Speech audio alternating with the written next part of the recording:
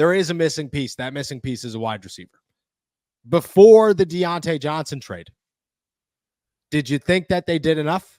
Did you sit here and say Van Jefferson, 64 yards last night, Calvin Austin, 73-yard touchdown on a punt return, follows it up with a passing or a receiving touchdown from Russell Wilson? Did you look at it and say that was enough before the Deontay Johnson trade?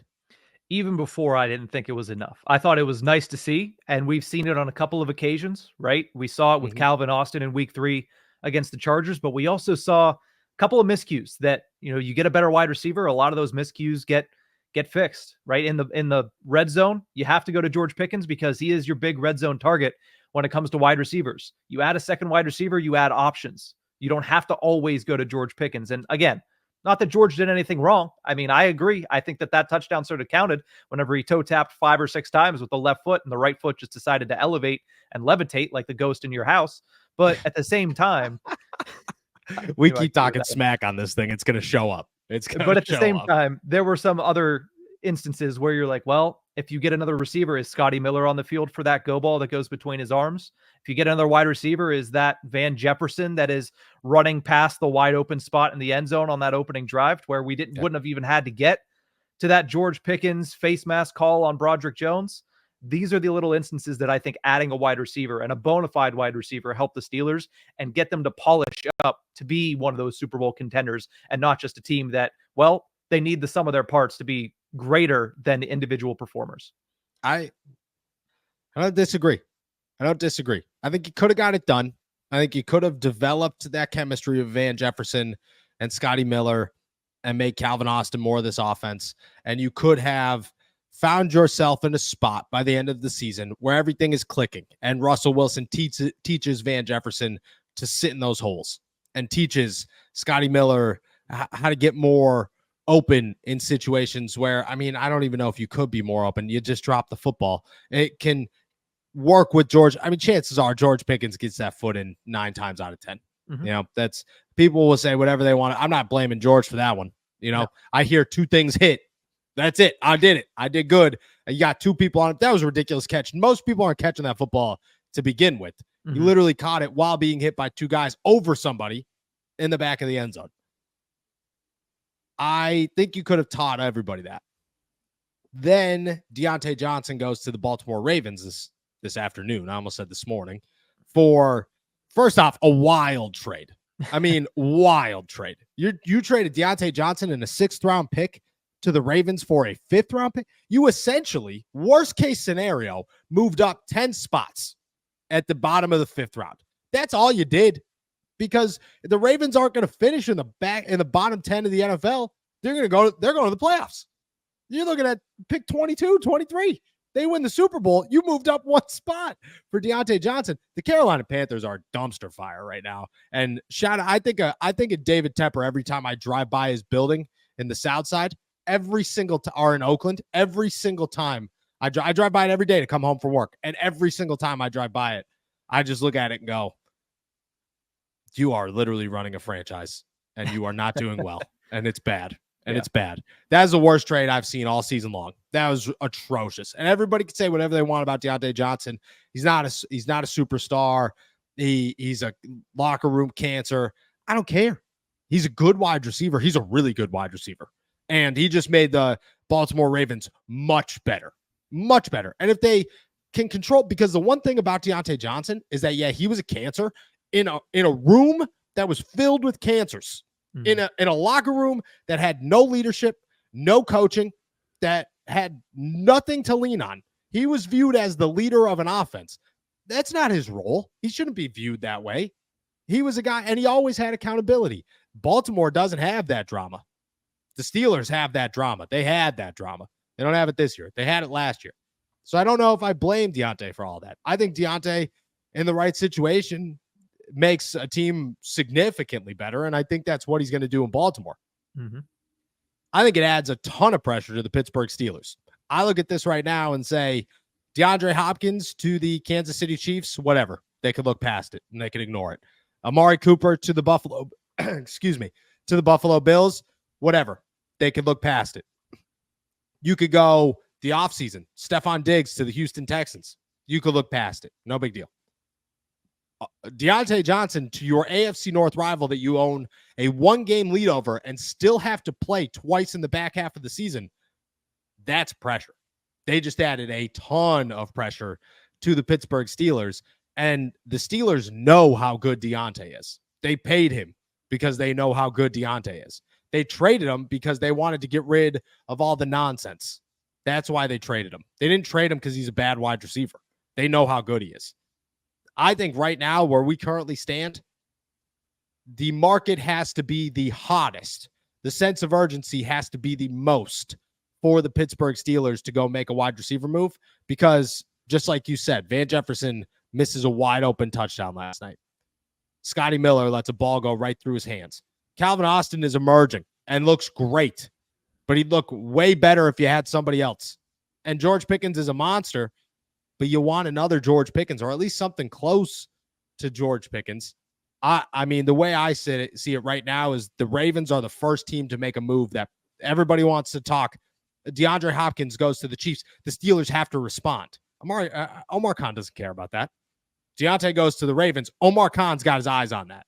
And he's now looking, going, okay, look, we got to match that. We're not going to lose the AFC North because Deontay Johnson's going to come in here and put up 150 on us, and we're going to have nobody to respond because George is out for a game or whatever it is. You know, it's just that move to me was the first time I said the Steelers are now almost destined to be the team to make a move next, because they just watched the AFC North get so much tougher, and they're only, this is adapt or die. That's the NFL. And they have yet to adapt. They now need to, in my opinion, they have to go make a move.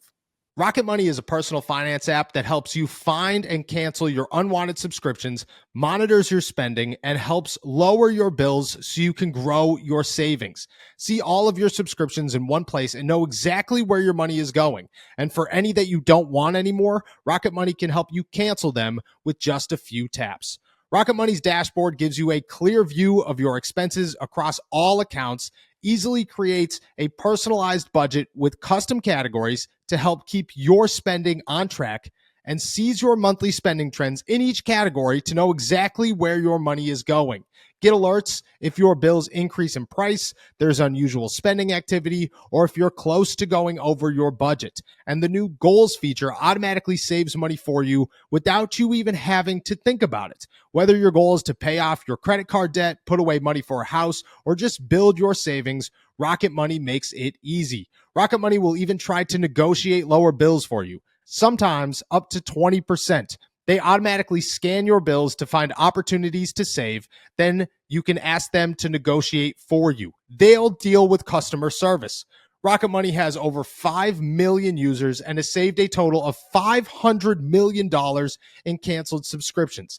They could save members up to $740 a year when using all of the app's features. Stop wasting money on things you don't use. Cancel your unwanted subscriptions by going to rocketmoney.com/allsteelers. That's rocketmoney.com/allsteelers. rocketmoney.com/allsteelers. Yeah, I think when you look around, the AFC is in an arms race for wide receivers. The Steelers have supposedly been in on wide receivers since July, and they haven't been able to come away with one. And you mentioned it. Chiefs get Hopkins, Bills get Cooper, Ravens get Johnson, Jets got Devontae Adams, and they have 2 wins. Everybody in the AFC is saying, hey, when we look at the landscape, we know we're going to need another playmaker on the outside. The Steelers have said that they want another playmaker on the outside, but everybody else is pulling the trigger. You have 1 week left, Omar. You got to pull the trigger. This team is good. This Steelers team is good. Don't waste that. Give them one more weapon on offense and watch them thrive and become one of the best in the AFC. Because if you do that, I look at this second half and I say, this is a gauntlet, but a gauntlet that I think they can weather the storm with if they get that one extra receiver to tighten up a lot of these things on the offensive side. 30 points in back-to-back weeks, and then should have been 30 points yesterday. That's great. But also a lot of those missed red zone opportunities, it's not going to fly against the Chiefs. You have to finish those drives with touchdowns. And to do that, I think they need one more option, especially at the wide receiver position. Would you, after last night, would you go give a 4th a conditional fourth for Darius Slayton to the Giants? Would you call him this morning and say, "Hey, dude, he just put up 100 on us. Let's get a deal. Let's get him to Pittsburgh." I would think he's 100% an option. I think, but the other doors have to close. If you're still talking to Cooper Kupp in LA, I think that's a door that should remain open. If you're going to talk to Garrett Wilson in New York, I think that's still an option. But if those doors close, I have no problem going out and getting Darius Slayton. Let him do to opposing cornerback twos what he did to Deontay Jackson last night. Well, let me ask this question then. How long do you wait for those doors? Because those doors could stay open until 4 p.m. on November 5th if they really want to. And in that time, you can miss Darius Slayton. You can miss Jacoby Myers. You can miss somebody tossed Adam Thielen. I don't even know if he's healthy, but Adam Thielen out there, Tyler Boyd, Calvin Ridley, like all these guys could be gone. Do you push it out there? Like, where's your deadline has to be before November 5th. You can't just take this down to the wire and say, all right, well, we missed out on anybody else. And then we didn't get Cooper Kupp. So it is what it is. It kind of, at that point, it kind of feels like a Brandon Ayuk situation where you put all your eggs in one basket and you missed and you dropped the basket and now you got nothing. How long do you wait? Well, here's the thing. I just gave you 3 baskets, and it doesn't mean that you can only talk to one at a time. You know what each is worth. You know what each team is wanting for those players. I think you wait until Monday. And then when Monday comes around, if those other teams, the Rams and the Jets are still saying, well, we might keep them, then you move on to Slayton. I think you give it this week now that the Steelers are in their bye week. Omar can have the facility to himself and probably TJ Watt because he's an animal, probably just benching himself, within the facility. I think you take until Monday, read the room, read the landscape. And if you can get one of those top tier receivers, great. If those teams are still jerking you around at the beginning of next week, you got to come away with something. And Darius Slayton is not a bad consolation prize for the Steelers offense. I agree. I agree. I think I'd put him as B, option 3. I don't know if the interest in Garrett Wilson is real, but I think that the Jets are quickly realizing this season is a bust and the Aaron Rodgers project isn't going to work. I mean, the Cooper Kupp, I think you're going to have to wait until Monday and hope for the best and just hope that nobody else pulls the trigger on a Darius Slayton or Jacoby. But I'm going Darius Slayton next because the Giants are ready to move. They're done. It's over. This team is done. If you offer a good enough pick, they're going to make a move, and they're already thinking about next season. They're a 2-win football team. They're not going to get any better, and this season's already over. The NFC is much more loaded than the AFC this year, and the Giants don't have a shot. They don't have a shot, and they're already thinking about their next head coach. They don't need to be. They don't want these wide receivers. I agree. I could see by Monday. I definitely think it's going to happen before the trade deadline. I wouldn't be surprised if it happens during the bye week. I wouldn't be. I think after Deontay Johnson, Omar Khan's just looking at it and going, we can't go into the back half without something. So anything is better than nothing. And whatever that anything is, I think they make a move for it. We'll see what happens. There are names to watch. We'll keep an eye as we watch them.